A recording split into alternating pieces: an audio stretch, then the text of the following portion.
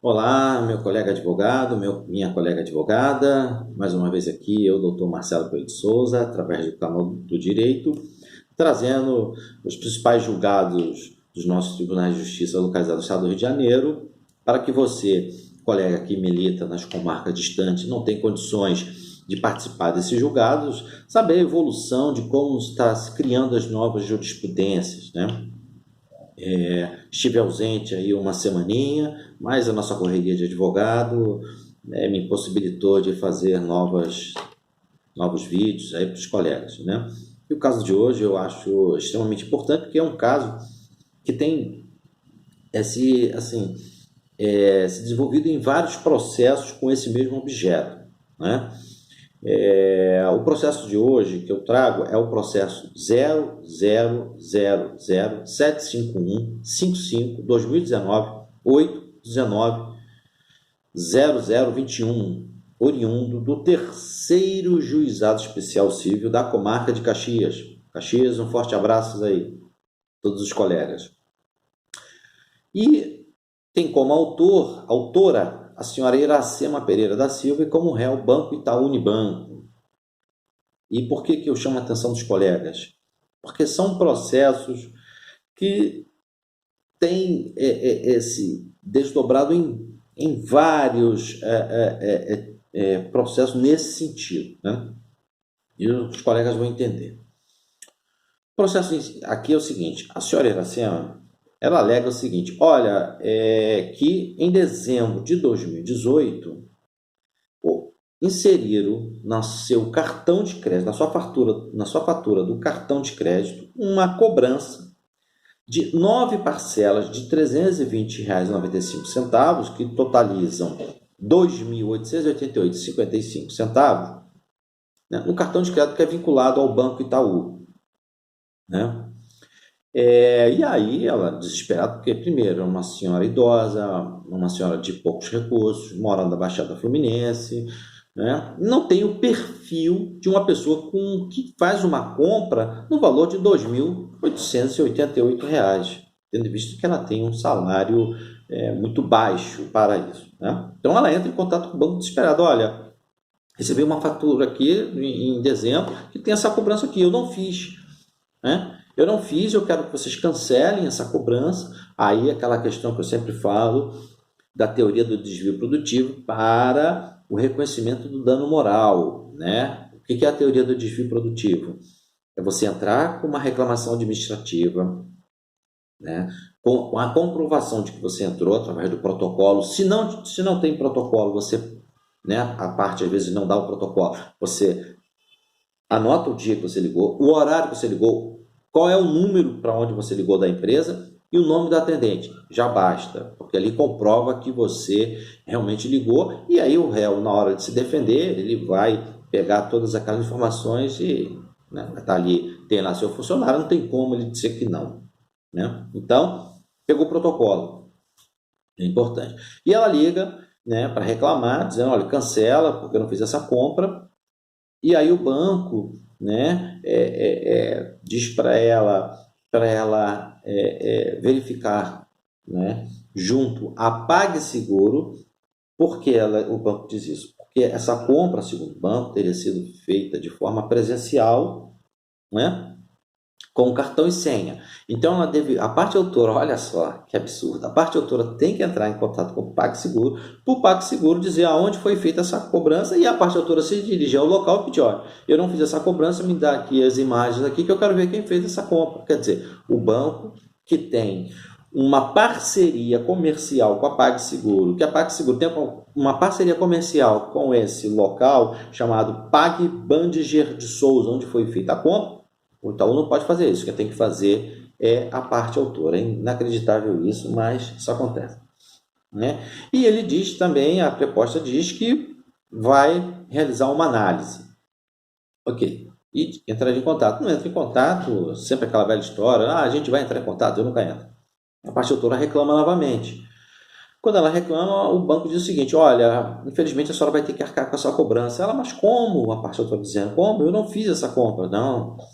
Nós temos uma tecnologia infalível, que é a tecnologia de chip, né? E que foi feita a sua cobrança presencial com cartão e senha. Ou a senhora fez ou a senhora entregou para terceiro realizar essa compra. Ela diz, não entreguei, eu tenho um cartão comigo, né?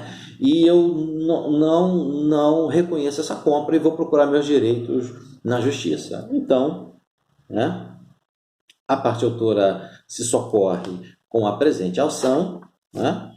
E aí, quando o banco é citado para apresentar contestação, aquela velha preliminar conhecida em objetos de discussão processual, onde as partes, os consumidores impugnam as compras realizadas por meio de cartão de crédito, né? Ele vem pedir a famosa perícia técnica, né?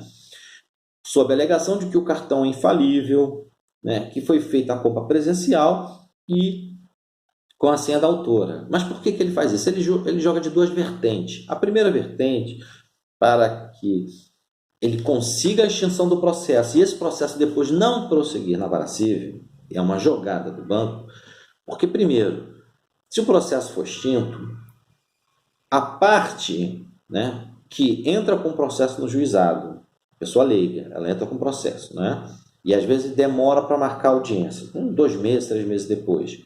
Aí ele vai para uma audiência. 1 mês depois tem uma sentença favorável a ele.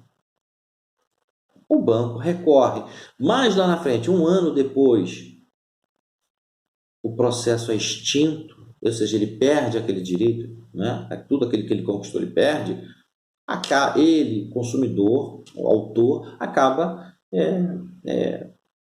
tendo um descrédito com a justiça. Então, ele acaba deixando para lá. O banco joga, realmente ele joga nesse sentido. E o segundo ponto que ele joga é que se a parte realmente fez aquela compra e ela é a responsável direto, como ela entra no juizado e sabe que não vai ter perícia, não vão pegar aquela parte que fez aquela compra, ela pode ganhar. Se não ganhar, ela não vai para a vara civil discutir, porque na vara civil pode-se produzir a prova pericial e constatar que foi realmente a parte autora, e aí ela ser condenada à litigância de má-fé. E o banco joga nessas duas vertentes.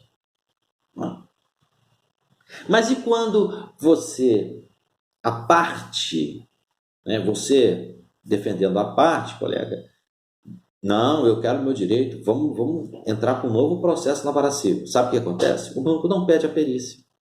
Sabe por que ele não pede a perícia? Primeiro, porque ele vai gastar, né, com perito.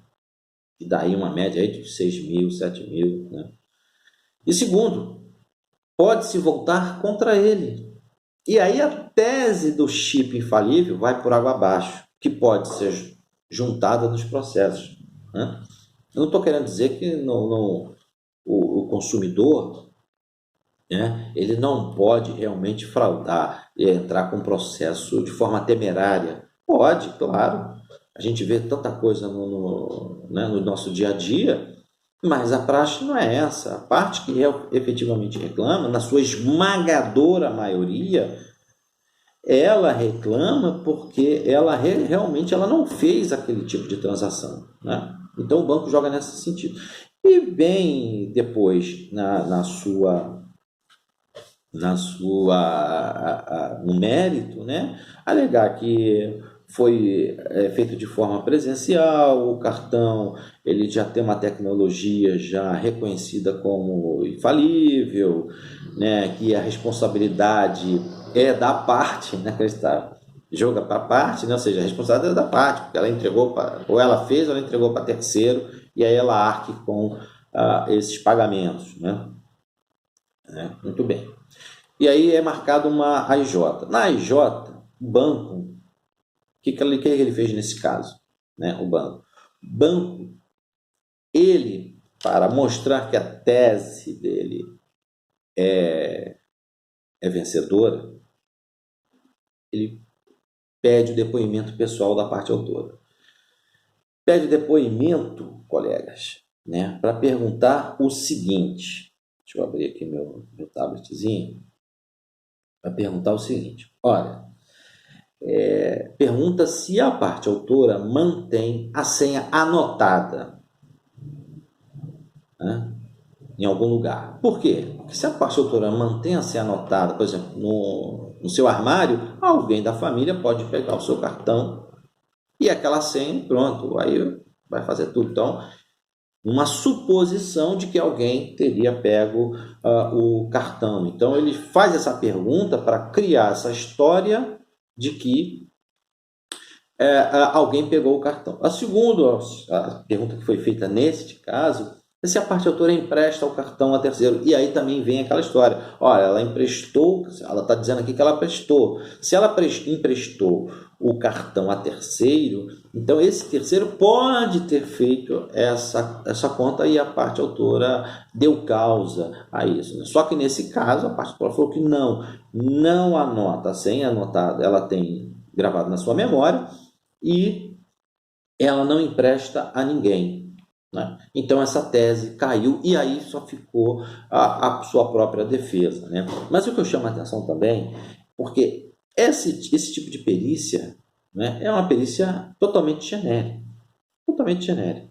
Né? Por quê? Porque eu entendo que a perícia, nesse caso, ela pode ser requerida, e aí, né, o processo ser extinto, desde que você tenha um mínimo probatório, né, um valor probatório de que há extrema necessidade de ser produzida a prova pericial. Por exemplo, o banco poderia trazer uma foto de uma imagem, né, naquele terminal que foi feita a compra, ou naquele local que foi feita a compra. Olha aqui, essa imagem aqui é um pouco compatível com a parte autora. Aí eu tenho uma prova mínima. Ou então o PagSeguro trazer uma informação nesse sentido, ou seja, trazer uma informação, não, foi feito realmente com a presença de uma mulher, né, uma senhora idosa, opa, e o banco, olha aqui, ó, teve uma informação do PagSeguro dizendo que no local onde foi feita a compra, foi feito por uma pessoa idosa,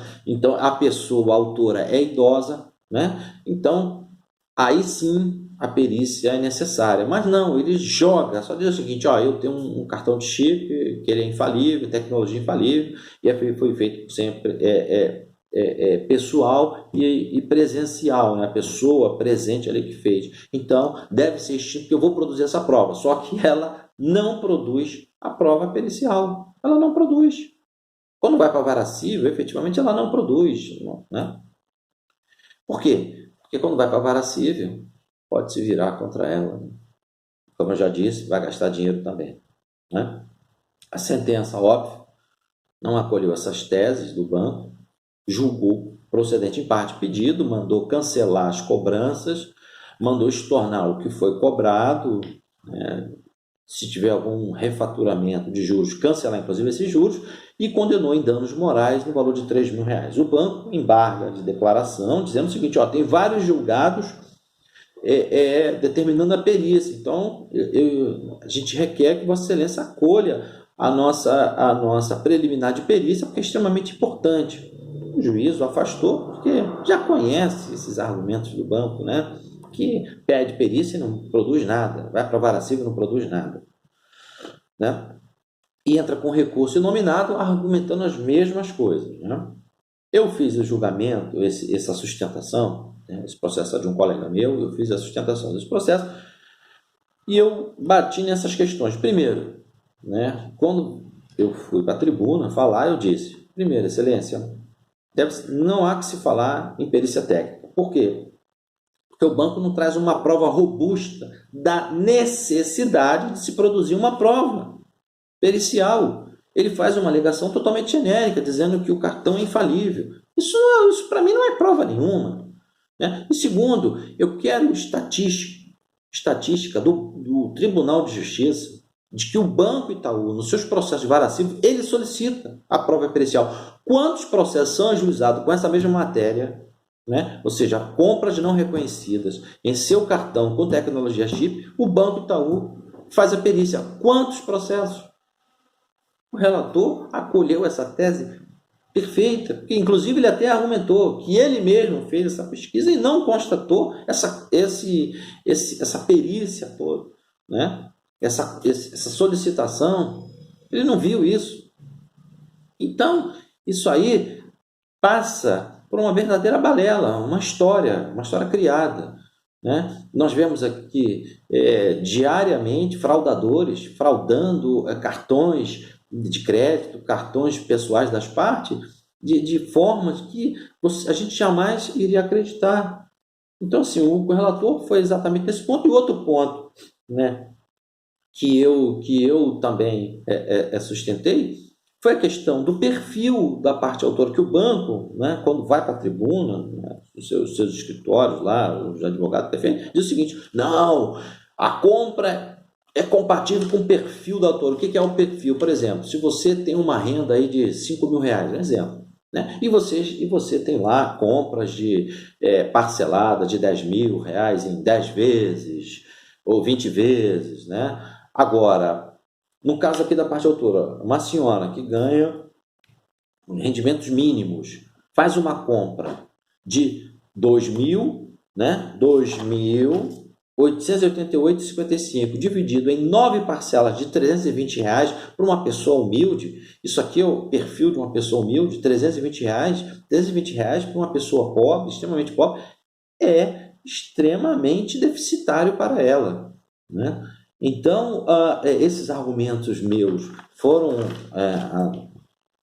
acolhidos pelo relator, que negou provimento ao recurso do banco, né, sobre toda essa ótica, né? Ou seja, essa questão de produção de prova pericial, de cartão de chip infalível, isso aí não tem fundamento, não tem uma prova robusta. Eles não trazem, o bancão não traz uma prova robusta de que o cartão efetivamente é infalível. Tanto que sofre condenações. Quando vai para a vara civil, sofre condenações, né?